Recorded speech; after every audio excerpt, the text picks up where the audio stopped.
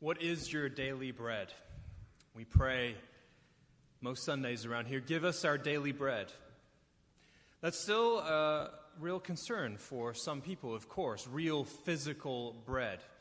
It definitely was for the followers of Jesus. For them, their daily bread was more than that too.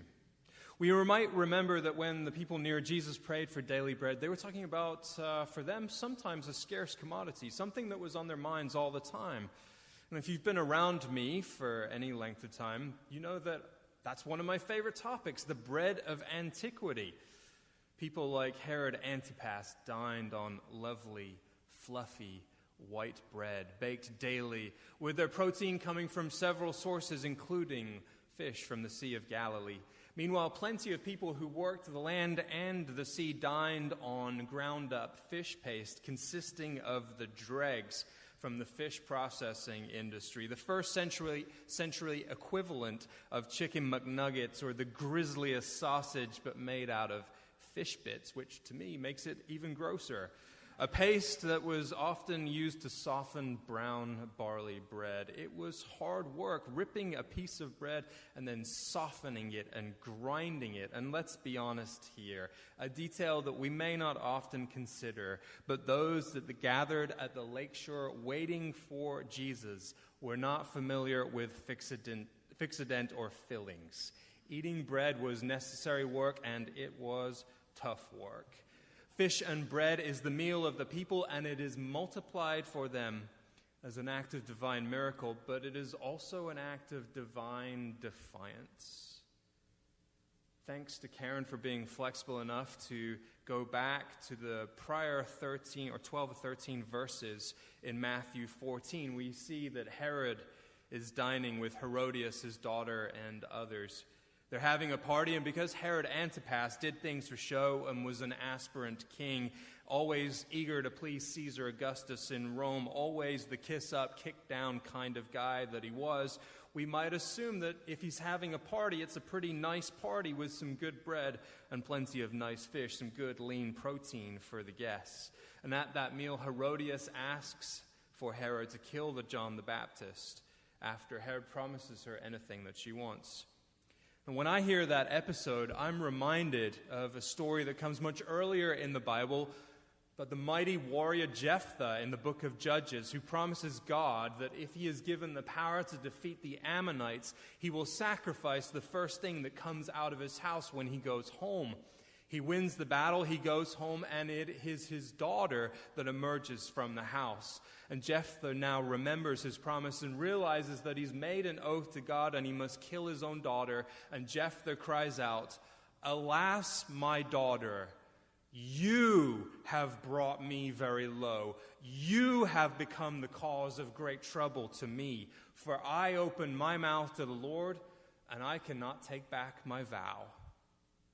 And if you're thinking, that sounds absolutely ridiculous, you are giving that text a very thorough proofreading. It is told precisely to elicit the understanding that A, you should be really careful with your oaths and your promises, and B, you should be questioning your highest allegiances, the ultimate authority which you serve. And in the book of Judges, a book of depravity, of everything that could possibly go wrong, actually does go wrong, causes one to think, geez, if my faith causes me to kill because of an oath, maybe my faith is terrible. Maybe my faith isn't about God at that point. My faith is about me and how I look and how I might save face, how I keep my word even when my oaths are totally stupid. Hey, guess what? At that point, my ultimate allegiance is to me and not to my faith. It certainly isn't to God, even as I mouth the words about keeping vows made to God.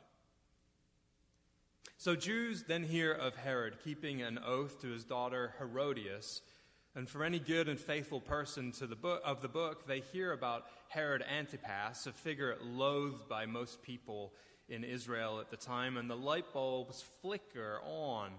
Oh yes, I remember somebody like that. And the text says, he really doesn't want to do this. He really ought not to kill John the Baptist. The text even says that Herod is grieved by the oath that he made, and now he has to go murder someone. Just like Jephthah in Judges, he's all broken up about his own stupidity and ego, and then he does the horrible, depraved thing anyway. Because if Herod Antipas has faith in anything, it's faith in Herod Antipas.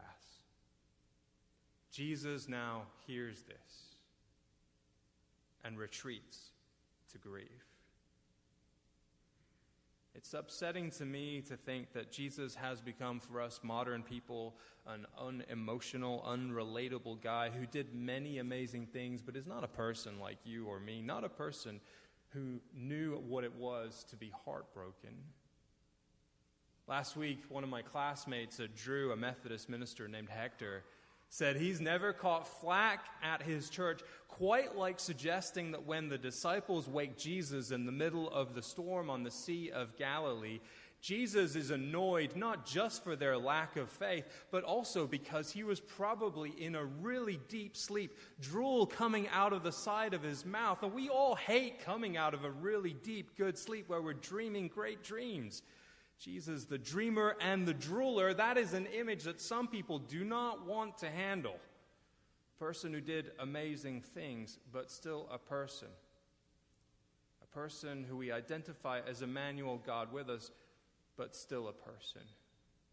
And because he is a person, he is grieved. He is mourning deeply.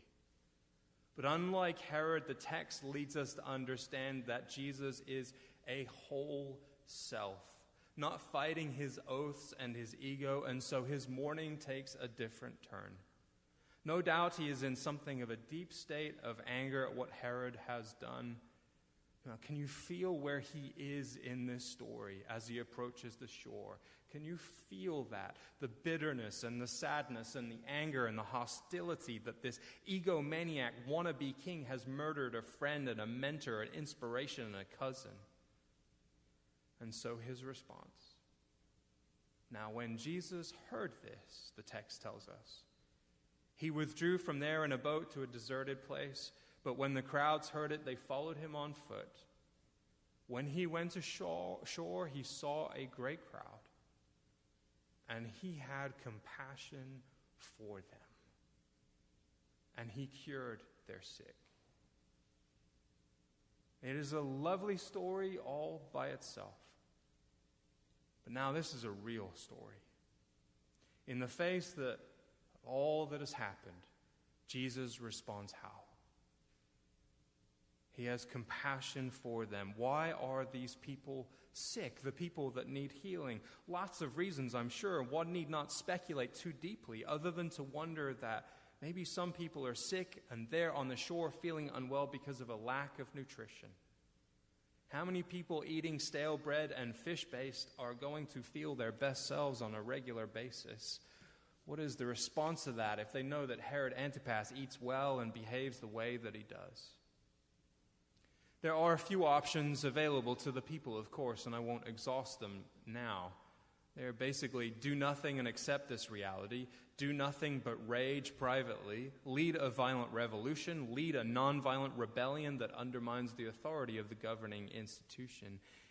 He had compassion for them and cured their sick. They're sick being sick in some cases because of the way that resources are distributed and appropriated by Herod, utilizing fish and bread, the staples that have been stolen from the people by Herod and the empire. And in Jesus' meal, all now eat. They're fed so well, there are baskets of leftovers, 12, one for each of 12 tribes of the whole of Israel. It is a different kind of meal. It is a meal of abundance, but it is a meal of divine defiance. It is a meal of hope and love and compassion and creativity. It is a meal given to people who are stuck in scarcity. It's a meal that embodies Martin Luther King saying that justice is what love looks like in public. In April of 1967, Martin Luther King Jr. spoke at Riverside Church in New York, almost exactly 1 year before he would be murdered. His polling numbers were terrible, and they were about to get worse. I don't know if we ever really teach our children with any sort of thoroughness just how unpopular Martin Luther King Jr. was at certain points in his ministry. Maybe we all like to forget, or some of us do. But asking why he was unpopular invites difficult questions. After this speech at Riverside, King was deeply unpopular with young black people because he was sticking with nonviolence as a solution to racism. But King was deeply unpopular with older black people because he called Lyndon Johnson out for his Vietnam policy when Johnson had helped to pass the Civil Rights Voting Act and was regarded as good of an ally as you could possibly hope to get in the White House by some people. White people, save for a small minority, thought of King as an eloquent rabble-rouser and upstart who didn't know his place. His polling numbers were terrible. And then came for King the fusion of racism and militarism and materialism that shaped for King the policy of the Vietnam War. It was 50 years ago when he said that the Western arrogance of feeling that it has everything to teach others and nothing to learn from them is not just. A true revolution of values will lay hand on the world order and say of war, this way of settling differences is not just. This business of burning human beings, of filling our nation's homes with orphans and widows, of injecting poisonous drugs of hate into the veins of peoples normally humane, of sending men home from dark and bloody battlefields, physically handicapped and psychologically deranged, cannot be reconciled with wisdom, justice, and love. A nation that continues year after year to spend more money on military defense than on programs of social uplift is approaching spiritual death. And so later in 1967, King quotes from Toynbee, "Love is the ultimate force that makes for the saving choice of life and good against the damning choice of death and evil. Therefore, the first hope in our inventory must be the hope that love is going to have the last word." It's easy for someone like me to assume that I would have been on King's side in 1967.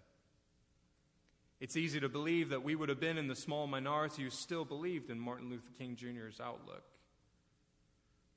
What gets lost is his agony over the direction of the country precisely because he loved his country. To speak boldly for one's own society, to call a society to repentance, is not an act of disgust or hatred, but an act of deep tenderness for both country and humanity. Martin Luther King challenged people 50 years ago at Riverside to reconcile their lives and their faith, to ask even as they expressed shock and disgust at Jephthah or Herod Antipas, if they had not slowly co-opted the faith that Jesus taught so that they were no longer shattered by compassion when seeing the hungry on the lakeshore. Martin Luther King challenged people 50 years ago to wonder if they prayed to resist the politics of fear and anger and then clung to their worldly goods with white knuckles. King challenged people to reconcile their faith and their life by proclaiming that silence about racism, materialism, and militarism was itself a betrayal. This made him deeply unpopular. His polling numbers were terrible. What do you need? Do you need daily bread? What is your daily bread? Chances are it isn't bread in the same way that the disciples needed bread. You've got 100 choices for bread. You can even choose to not have bread, an astonishing choice for people 2,000 years ago. But we all need bread. You? What is your daily bread? Perhaps it is the air if you have difficulty breathing, or the strength to get out of bed, or the discipline to be good to your body, or time to read to be centered, or time to pray to be uplifted. Grant us this day our daily. What is your bread? Come to the altar today and ask. Seek blessing. Seek resolve. Seek to see to the people on the shore and wonder how you'll have the capacity to respond to them. This is a different kind of meal. May you not remember how it tastes. May you remember, like any great meal, how it makes you feel, how it has become an invitation for you and for the person next to you. This is the bread of life, and it should always help you question your highest allegiances, that which you serve, that which calls you, the fusion of your life and your faith.